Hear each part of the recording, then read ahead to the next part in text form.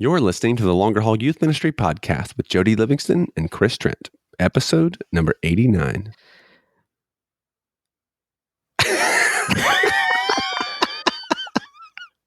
I almost said 89 is fine because Wendy Trent, aka Wendy Knight, graduated in 89 and she's fine. Okay, that's weird. Welcome to the Longer Haul Youth Ministry Podcast, helping you survive and thrive in youth ministry. And now, your hosts, Jody Livingston and Chris Trent.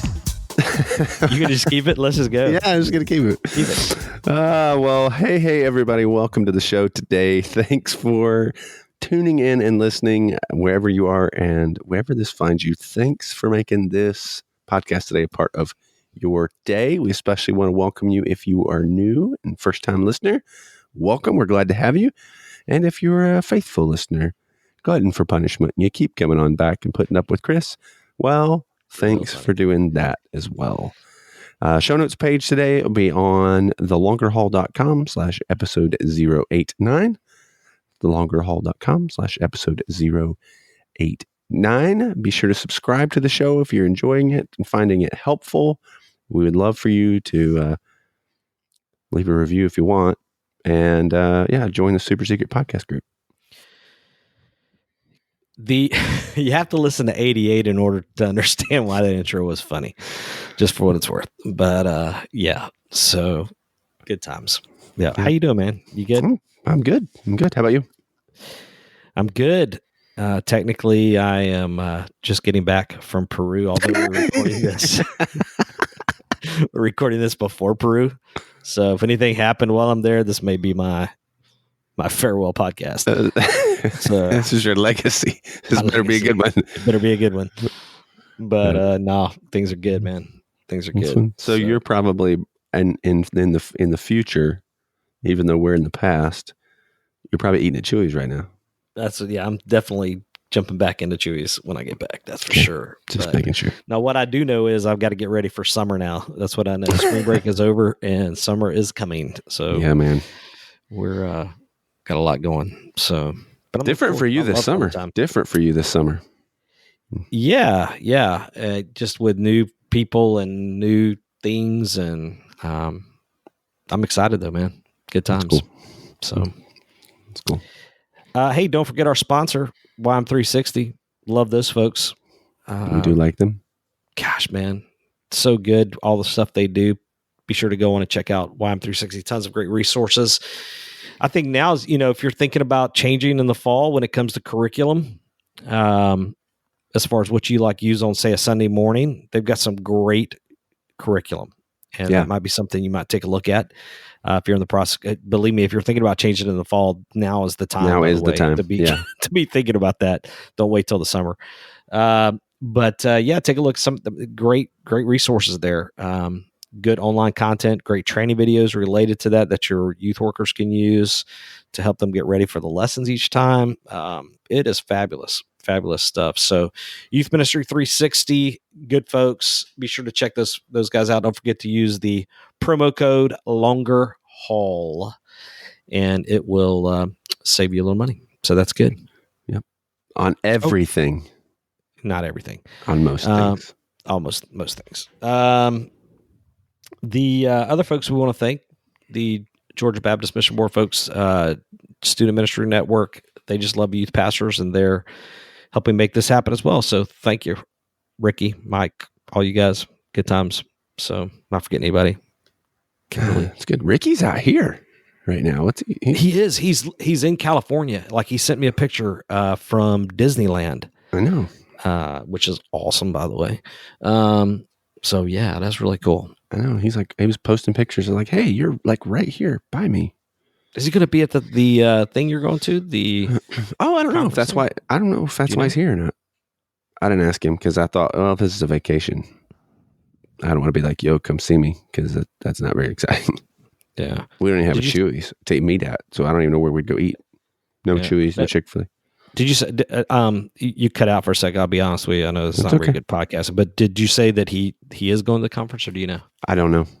Oh, you don't know? Yeah. I didn't ask because I was afraid that it's like a vacation, and I didn't want to Like, hey man, let's meet up. He's a smart youth pastor, though. He's tied both in. He's tied vacation into a conference. That's how you do that. Yeah. That's what you're supposed to do. Well, let's hope so. Big time. He's a smart guy, so he probably did. Yeah, cool. Well, awesome. I love how you transition. Great, cool. Next. Okay, cool. Well, yeah, we got something to do here. Anyway, yeah. So, I mean, unless you want to talk more, keep going, man. I'll sit back. We'll talk about Ricky. Yeah, I love Ricky actually. So, spending time with him. Actually, when this podcast comes out, I'm hanging out with Ricky. That's the truth. I just thought about that. So, if this comes out on that Monday, I am up in the mountains with Ricky. Well, there you go. Yep. This podcast brought to you by Ricky. By Ricky. Hope he listens. So good times, man. So hey, good topic today. Tell us. So Jody, this topic, this was your idea, and I like it a lot. Tell everybody kind of where that came from, though. Just what kind of stirred this up in your heart. Yeah. So I get one good idea a year, and this is it. That's funny. You get like at least 2.5. Okay, 2.5. And so I've just seen a ton on a lot of the youth ministry forums and in the youth ministry groups lately, especially within the last few weeks, of just a lot of youth pastors struggling with discouragement, and a lot of advice given, and as per usual, a lot of it is not always so helpful, and some of it is for sure. But I know that's something that we deal with often in youth ministry is just being discouraged, and it can happen pretty quickly. And sometimes it can catch you by surprise. You just find yourself super discouraged about something, or, I think there's a lot of different things that can cause it in situations. Maybe you've got a big event coming up and you're super excited. You've done a lot of planning for it, and the event comes and like not really anybody shows up, and you start to think, what the heck am I doing here? Why am I, nobody wants me to be here. Nobody cares. Or you're just not seeing what you would hoped would happen, or you're dealing with frustrations from parents or pastor, so yeah, I thought it'd be good for us to come in and tackle that a little. How do you stay encouraged? And I think we've probably dealt with discouragement enough to hopefully be able to say at least one or two things that somebody might find helpful. But have you ever dealt with discouragement? I mean, I know that's probably a loaded question, but have I ever experienced discouragement? You broke up again for a second. I'm sorry. God, yeah, have you had issues here? Technical issues. Sorry, but did you say have I ever? Yep. Have I ever experienced discouragement? Nope, not at all. Great. I'm kidding. Okay. Well, then I'll be talking. No, obviously I'm being silly. I mean, it's easy. I think what was rattling around in my mind when you were talking, which is I think what probably a lot of us are feeling as well. Like, I think there are just these times where you're thinking, oh yeah, well, like I've given my life to ministry. God, I'm on your team. Why am I going through this? Right. Yeah. Cause after I'm on your team, so it's easy. Or why isn't this going the right? Or God, I really felt like you wanted me to make that change. Like I saw, like I didn't just do it on my own. I really felt like you were saying, change that. And now all of a sudden I'm dealing with all of this conflict as a result of making that change. And so it's easy to get discouraged by that, or that family that you pour into over and over and over again. And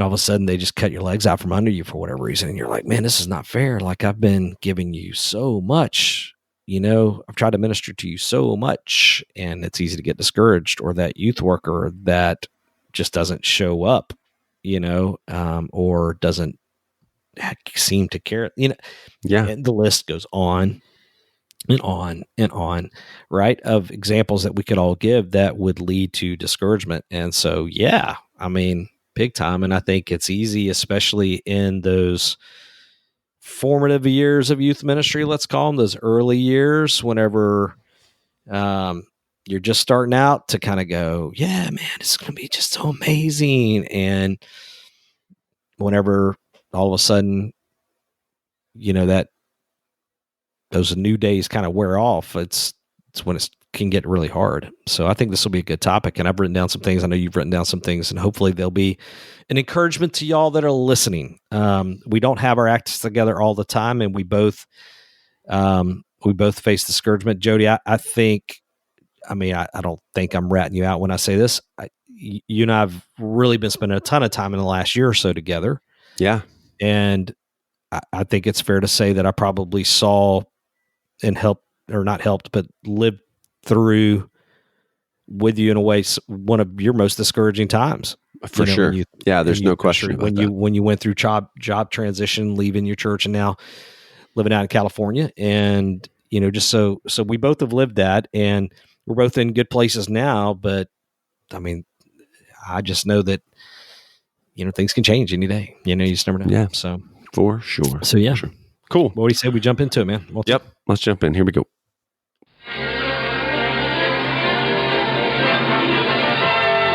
And now we're pleased to bring you our feature presentation. All right. So I've got a list of here. I'm sure we have a lot of the same things. I would imagine. You've got a list. I've got a list. You want to start, or do you want me to start?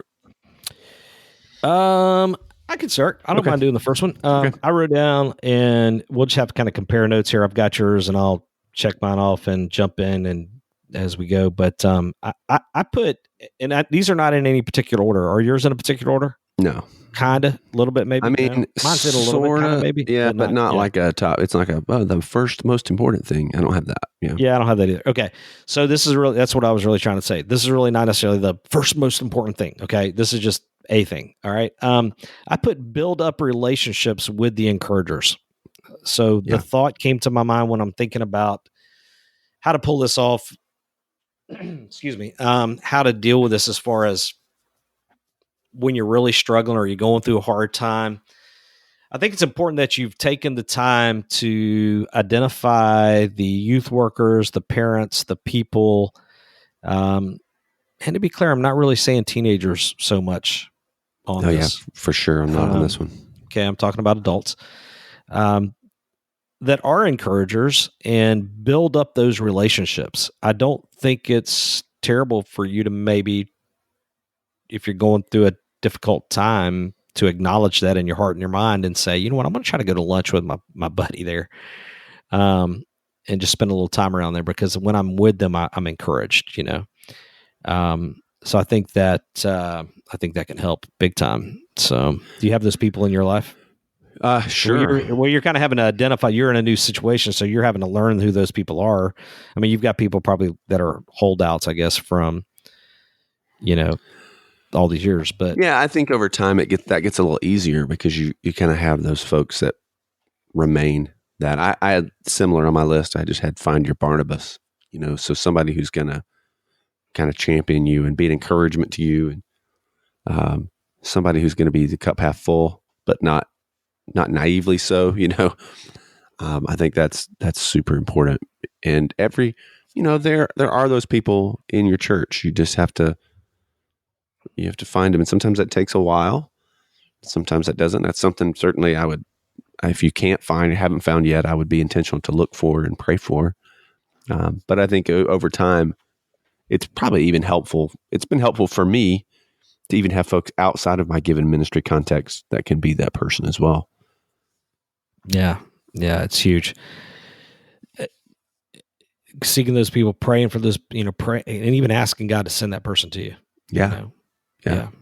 Good. Yeah. Okay, so I have, and this is something we've talked about a lot too, so I don't know that this is new for a lot of our listeners, but when you're first starting out, have clear goals, short-term and long-term in mind.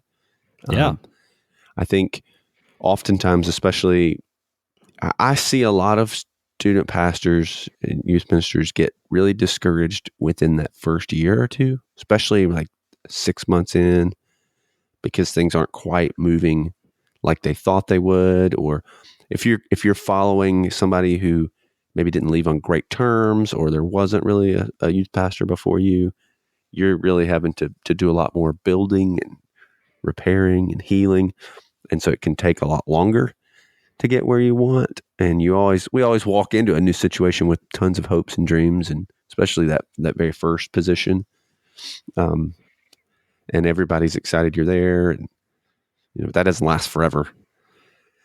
So I think having some realistic and clear goals, both kind of in the short term and long term, and so typically the way I've fleshed that out for people is to like have a 6-month goal, some 6-month goals, 1 year, 3 years, and 5, and really 7 is helpful, but 7's more evaluating for me. By the time you hit 7, you're kind of evaluating and making some good adjustments.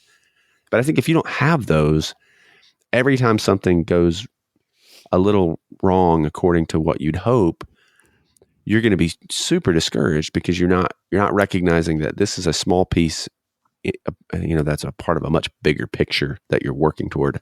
You're going to lose some battles along the way. That is going to happen. But knowing kind of what the ultimate goal is can kind of keep you focused and encouraged, I think. Do you do that? Something I think we've talked about that before. Yeah, I mean, I definitely am a goal setter, and a list keeper and a long-term dreamer kind of guy, and I try to give times that, the imagery that was coming to my mind, not because I actually do this, but because I think it's just a good illustration for what you're saying. I kind of liken this to like if I were to join a gym today, because I decided I wanted to get in shape. Yeah. And I just rolled up into the gym, rolled up into the LA Fitness. It's funny that we have LA Fitnesses here. Yeah. But you actually live near LA. Yeah. Would it be even funnier if I tell you there's not one in the city I live in? That is actually really funny. Yeah. We've mentioned that. I mean, they're here. Sort of. They wouldn't call it LA Fitness because they just call it fitness in LA. I think. It's just fitness. My daughter calls it La Fitness. Love fitness. I'm so off track. Okay, but in all seriousness, though, imagine rolling up into the gym with no plan, no goals, and no taking the time to just walking in and just start sitting down on machines and going, "Oh, okay, how you doing?" and just start doing things. I do know enough about fitness to know that you're not going to get great results that way. No, and you're probably going to hurt yourself. Right? Ooh. And so, and this is good. Yeah. So I think you just have to take the time to go, hey, I need to get a little bit of a plan here, because you're going to 3 weeks in, 6 months in, and you're just going in the gym and you're not taking the time to get a strategy, get a plan, do anything whatsoever. You're going to start getting discouraged pretty quick because you're not going to see results. Dang. And so that's good. So I like what you're saying here, man.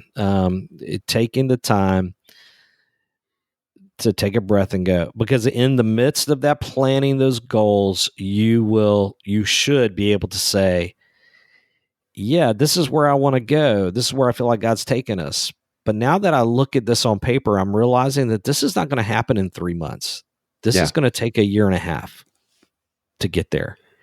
And then a little bit of that weight of I'm not getting it done goes away.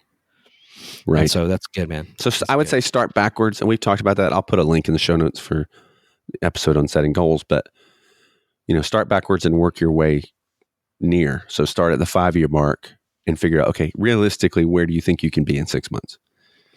Yeah, that's good. So that's helpful. That was really a good example for 2 guys who don't work out or have a gym membership. I'm impressed. Yeah, big time. Yeah. Okay, well, here's one for you. When it comes to staying encouraged and how to stay encouraged in youth ministry, avoid dwelling in a toxic environment. And here's what I mean. It's easy whenever something goes awry or something doesn't go your way, or any of the examples that we've talked about, and all of a sudden you are discouraged. It's easy to fall into the temptation of sin and start to dwell on that in a way that becomes toxic.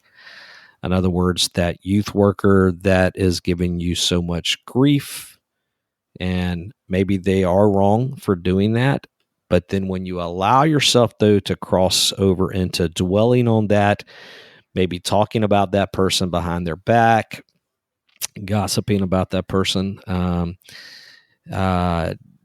even if it's truth, it can become very toxic. My pastor never understands me, and you're sharing that with just anybody there, whatever the case may be. try to avoid the toxic, and because I think long term, it's just not going to help you. It's going to actually be more of a discouragement because you're just dwelling on it. Yeah, that's helpful. And over and over again. I say that out of my own personal experience, having struggled with that. It's easy for folks to look at a large church setting and go, "Oh man, it just must be so amazing." Oh, you got all these people to work with, and you got all these, your budget. Look at your budget. Wow. And there are perks. To be fair, there are, but there also, it's easy to get caught up in that. And when things don't go your way, or all of a sudden they're wanting to, I don't know, hypothetically put a refrigerator out in the open in your youth center. Let's just say that hypothetically that might be happening, right? It's easy. Empty. I hope nobody is listening. But that said, it's easy to get caught up in that and go, well, I don't know what they're thinking. They just obviously don't have any, and start bad mouthing people, and it becomes toxic, and that's not going to be helpful. And it's going to get discouraged over time, instead of just saying, you know what, I'm just trust God in this thing. So, try not to dwell on that toxic. That's huge. That's good. That's a good word. I have recognize healthy means building a culture over time and not just a ministry or mass in the moment.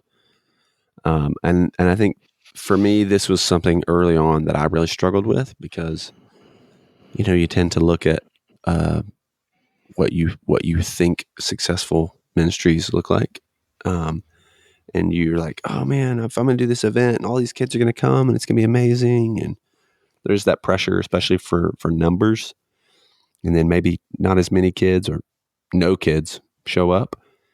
And if you don't recognize in that moment that this is just a piece along the way, I think you're going to be, I was devastated, right? So my wife and I, when we were serving in Wake Forest, North Carolina area, we went on staff there. I was the first official youth pastor they'd had. And I've shared this before, but we got there, everybody was super excited, and there was all these people talking about, all their hopes and dreams. You had tons of support, it felt like, and you had all these dreams of what it was going to be. And, so we kind of get in there and get started. And literally for 3 months, no students showed up for anything. Yeah, that's nuts. So, well, I take that back. We would have visitors come occasionally. If somebody was visiting the church, they'd show up. So we would sit there every week, preparing every week, and then no one comes.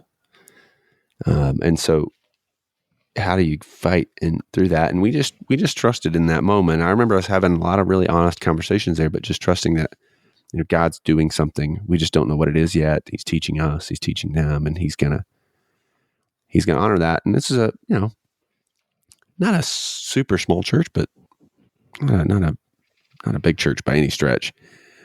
And we ended up staying through that, and then we left 7 years later and walked away with about 45 students. And I was also a children's minister there as well, and dual role, and good amount of kids, 100 and some kids. And so I think God just honors faithfulness. But if you're not aware that this is not this moment or this week or this event, this isn't defining success for my ministry, because we're trying to build a culture here of students of ministry that will outlast yourself, then I think, man, how do you show up to work the next day? That's tough. That's tough. Yeah, man. That's good. That's really good. Culture over time. I think that's good. I'm glad. That's 2 good things in one day. Look at me. I'm on a roll. Look at you. You're on a roll. I've got one. This time of year, you should buy some Peeps and eat them because they're encouraging. I'm only saying that because I just literally ate a Peep while you were talking, because we had one and they were within reach. Easter. And I ate one and I'm feeling better about myself. Not really, but so we go from tasty. the gym talk to 2 eating Peeps. sugar-coated marshmallow Peeps. 3 good. Hey, so I really like the Reese's chocolate eggs. You know what I'm talking about? Oh, The Reese's don't eggs. even get me started on the Reese's And, chocolate eggs. Last They're year, so after good, Easter, dude. So good. Target had them on clearance. So do you like them in the fridge or not in the fridge? I don't like them melted, but I don't like them hard. Yeah. Right? Yeah, I like them in the fridge, dude. Do you? I don't know. I don't know if I ever sent you that picture. I'll just find it. I bought every single package they had left last year after Easter. We had this extra little tiny little fridge that we kept in our garage for like when students came over. You know, we'd have sodas and snacks and stuff in. That's cool. Well, I filled it with those Reese's eggs. I bet I had 80 packs. That's unbelievable. Yeah, and I ate them all. Yeah, you need to go to a gym after that. Yeah, that's true. So, okay. Well, here's one serious one. And we've got to bring this into modern day language. So you got to help me on this. But I did have one of these. I still have one of these. And I heard other people talking about it. I think it's one of these like hand-me-down type ideas that have been going around in youth ministry circles for a while. So, but an encouragement folder, right? Having a little folder in your desk, if you have folders in your desk, where you might take an encouraging note that you get from someone, anything that would maybe an experience, maybe it's an event that you've participated in that went super well, and you've got the brochure from that or the promotional thing for that, and throw that in there. But something that if you're just feeling down, you can open up that folder and go and just kind of look through and be reminded that God is using you for some things. I think the challenge there now is sometimes those come digitally, in email form. Yeah. So in theory, you could have an encouragement folder in your inbox. You could do that potentially, or if somebody sends you an encouraging email, and then you also get them in text form. But I would even go as far as to say, though, man, screenshotting that, though, sending it to yourself and putting it in that folder, or maybe printing it out on a piece of paper. And actually, there are just going to be moments where having something like that, kind of a keepsake moment or whatever, that sounds a little Pinterest, I know, but I think it's helpful, No, I agree. I had that on my list as well. Encouragement file, man. It's been that somebody told me that really early on, and man, that has been. You did have that on your list. I didn't even look at your list early. I'm just doing mine, and that's funny. I said that up front. I figured we'd have a lot of the same. I think that one. Well, I mean, another peep. So just keep talking for a minute. Keep going.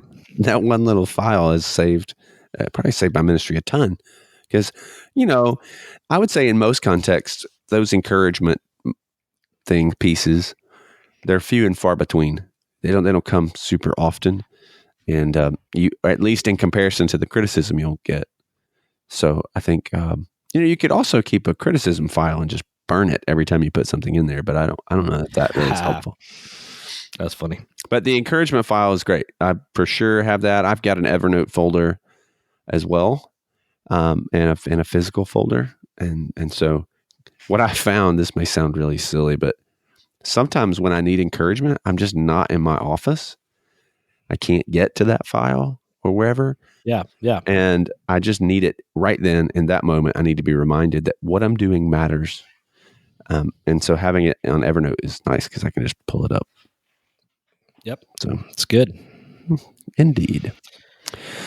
Yep. Okay. So I have one, invest in and focus on those that show up. Are you saying that I should not stand up whenever a whole lot of people don't show up and say something to the effect of, where's everybody at? Yeah. Why is not it? Why didn't you guys bring your friends? We were supposed to invite friends, losers. So I think this is hard for me, and that's why I put it on here. It's real easy to focus on who didn't come and how many aren't there. But man, if you've got folks coming, don't miss the opportunity you have in front of you because of what is not there, if that makes sense. So if you plan an event and you were expecting 30 kids and only 4 of them show up, well, okay, maybe you can't do the same activities that you would do with 30, or you can't do the same and you might even have to adjust the program a bit, or what you were doing altogether. But don't.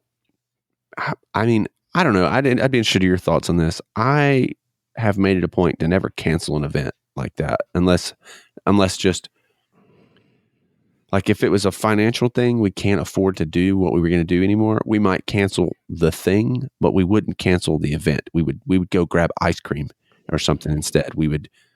And I'm just going to continually invest in those that do show up, recognizing that over time, again, that will expand. That pool of influence will expand. I don't know. I don't know if you're that way. For me, I can get really, really easily caught up on how many didn't come. Yeah, I agree. I mean, I think a lot of people would struggle with that, especially whenever you work your butt off and you promote the heck out of it, and the momentum seems to be there, and all of a sudden it's like boom, boom, boom. You're going, wait, what? Where? What? I thought, oh man, wait, there's a band concert. Dang it, like whatever it might be. So yeah, I mean, it's easy to, and it is easy to, it's easy to get caught up in that. But I think you're dead on. You have to make yourself, it's a small mental game you're playing with yourself there, but trusting God and focusing on who's there. Big picture, maybe you need to pay attention to the numbers. I think numbers do matter. Oh, absolutely. Right? Sure. Okay. So maybe there's a podcast there. Numbers matter. We should do that. But in all seriousness, I mean, I think it's easy to go, where's everybody? But no, I'm on board, man. But I'm with you also. I don't really cancel events. I mean, I don't think, you just up and not do it just because. I mean, you could. I mean, if it's financially, you're trying to go to a Braves game, because I'm in Atlanta, and 3 people want to go. I don't know if you go or not. I mean, you could still go though. Why not? Maybe you just have them over to the house and you watch the Braves game on TV and you eat pizza. That sounds terrible. Watching baseball on TV, it's bad enough in the park. It's like watching golf. Yeah, you'd have to do your own like 7th inning stretch and mascot races with the heads you bought at Walmart. Yeah. Well, I think that, everybody's had that moment, and that's what I would say too. If you're listening and you're like, man, this keeps happening, we've all been there. Just find ways to still maximize and invest. I mean, it does. And what's crazy is that people will tell you, oh, well, if you make them pay, they won't back out. No, they will. They'll still back out. Because, they just will. And so there's no guarantee of that. And if people show up, man, you pour and invest in them. And that's good. If they don't. Well, I think I'm looking at your list now, and I think this next one for me, I just worded it more creatively and better than you. But because you're a writer, because you're an author. I put this, and I think you put be patient, and I think you're right. I put think sending a letter, not sending a text. Is sort of my way of describing that. I think when it comes to overall being in youth ministry, it's easy to get caught up in the instant results that we seem to experience so often in today's culture, and think that that needs to translate into how ministry is experienced as well. So if it's true for my generation, Jody, and you're 8 or 10 years behind me, it's definitely true for the 20-somethings, right, that have grown up in this digital age where everything feels so instant. We talked about on another episode recently how they tore down our Chick-fil-A next to our church because they weren't able to be as fast as they wanted to be in the drive-through, right? They tore down the entire building and moved the building like 20 feet or something crazy. I think it's easy to get caught up in all that and think, oh yeah, the results, I need that to happen now. Yeah. But it's just not that way. It takes time. I do wonder at times with that, if that's why we have so much turnover in youth ministry. is because we don't think of things taking a little while. Oh, I'm sure that's a part of it. And not just on the youth pastor's part, but on the churches as well at times. Yeah, of course. And so that's where, going back to earlier when you talked about having goals and writing those out, it will help you to understand like how much time things take. So I think that's huge. So yeah, making sure that you understand it takes a minute, and sometimes a bunch of minutes, and just really staying focused on taking your time. Yeah. And not getting too worked up, about, it's all about how you're measuring that as well. Yes. When it comes to how you're measuring your success there. And yeah, you have to have that. You have to have that clearly defined. Like, what is it that is going to be deemed as success? And I would say in your ministry, for your events, for your student worship. Yeah. Yeah. And make sure that and it can't be, oh, we're averaging 20. You know what? By next year, I want to be averaging 55.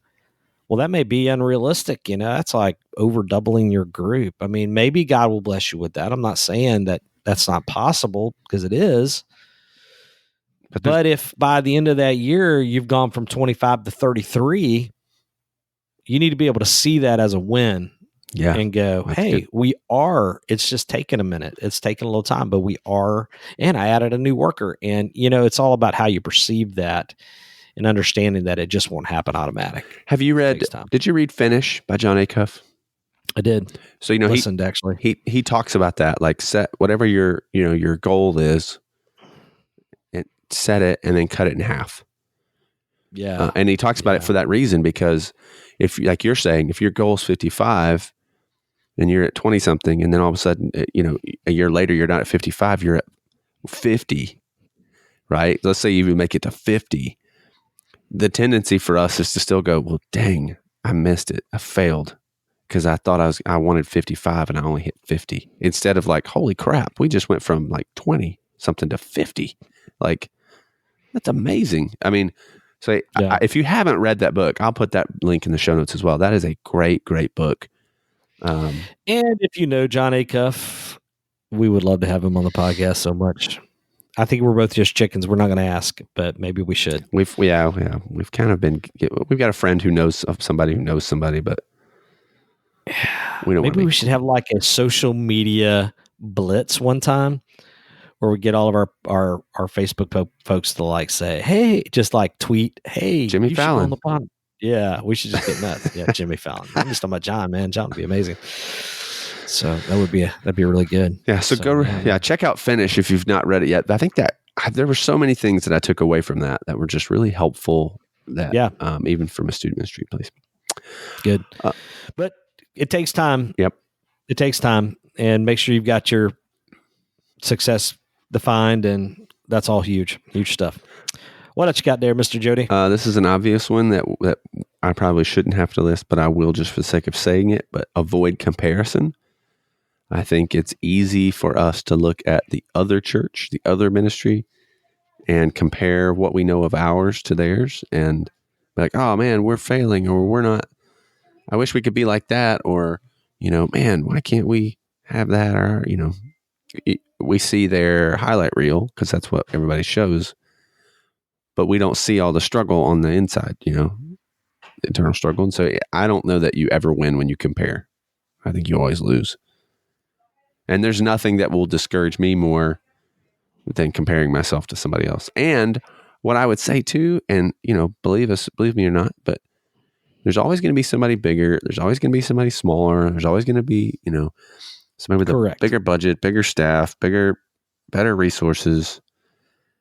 It doesn't matter. That all that stuff really, it doesn't matter. Bigger budget, bigger ministry, bigger volunteers is great. More hair. More hair. Just throw it out there. Better hair.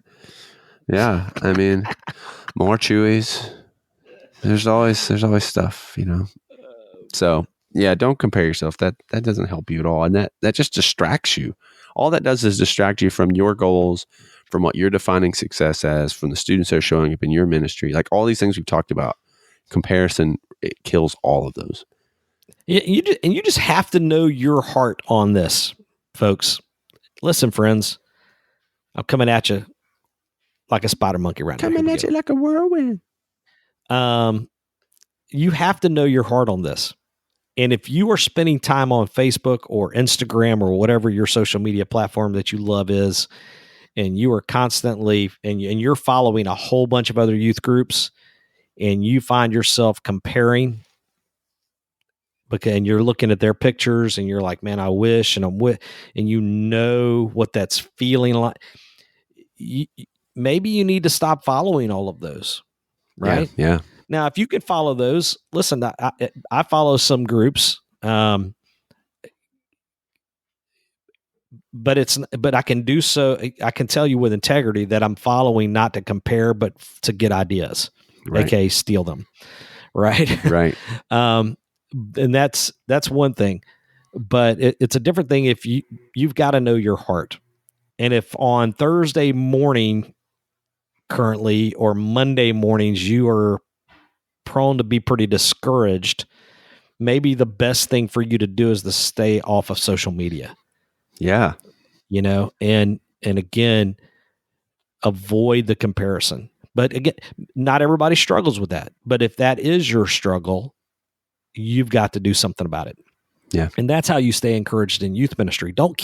If you're feeling discouraged, look at the things that are adding to that discouragement, and don't keep doing those same things over and over again. Right. If you're feeling, and that really is a point unto itself. If you're feeling discouraged in youth ministry, are there things in your life right now that are contributing to that? Are you going to lunch every Sunday with the same people, and every Sunday it ends up being a bash what happened that morning Sunday? Well, maybe you should stop going to lunch every Sunday then. You know what I'm saying? Maybe, again, you should stop looking at social media on Monday morning if it's a constant source of discouragement for you. So, okay, I got preachy. Sorry. No, it's good. That's good. Yep. How many more do you have here? I've got one more. I have one more, and then like a Jesus juke. I got a Jesus juke. Okay, so I'll do my one more, and then we'll Jesus juke together. Okay, so this is something that you may or may not be helpful. It's something that I have found helpful, and that's just keeping a journal. Oh, you mean a diary? Yes, a pink one with lots of shiny things and a lock with a key that you'll never lose. Gosh, I'm making fun of you. Maybe you do this. You could do this in Evernote if you like a digital thing. You could do this in a Google Doc thing. You could do this in a whatever. I actually use. I like to write that down, so I have it in a physical journal. And this really, more than anything, is helpful for me because I can look back and see how God has worked in the past. And it always encourages me to what God may be doing now in the present and what he may do in the future. And so I think I wish I was more consistent with it, but I have found it to be such a good thing in my life that I really should work to be more disciplined at. But yeah, if you don't do that, and it didn't have to be, this isn't like some Doogie Howser. Actually, no one's going to know who Doogie Howser is. It's listening to this now.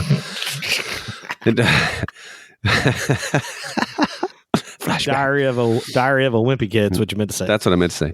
And this doesn't have to be like a super detailed thing unless you want it to be. But I think just to be able to track and see what God has done and is doing is always really encouraging and really helpful. So I would say that's a good discipline to build into your life.